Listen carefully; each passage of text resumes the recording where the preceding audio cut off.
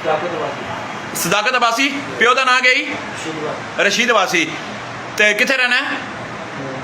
मुजफ्फराबाद केड़ी जगह है कट्टी कोटली नवाब कितनी भैन भरा हो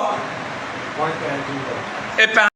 रावलपिंडी जाके तुसी कुड़ियां नूं छेड़दे हो उन्होंने पलाजियां च आके उन्होंने इज्जतां दे हथ पांदे हो कदों दा काम पे करना है ये इस औरत क्यों किया तू हैं आज तू बात कर से हैं कदों तू पे करना है सही सी दस कितना अरसे तू पे करना है और गलती तो होगी चल कितने अरसे तू पे करना है पहली बार आखिरी बार है बात तू के जड़ियां घरों काम करना सियानियां उन्होंने तंग करते हो हैं ये तेरे माँ प्यो ने सिखाया तेरी भैन को कोई तंग करे ये जी रावलपिंडी में प्लाजों में जो सुबह सुबह मेट्रो पे लड़कियां उतरती हैं ये उनके पीछा करता है जिस प्लाजे में जाती हैं उन जहाँ पे वीरान प्लाजे में जाके उधर जो देखता है कि सीढ़ियाँ चढ़ रही हैं उनको हाथ डालता है उनसे ये चीज़ें छीन के ले जाता है।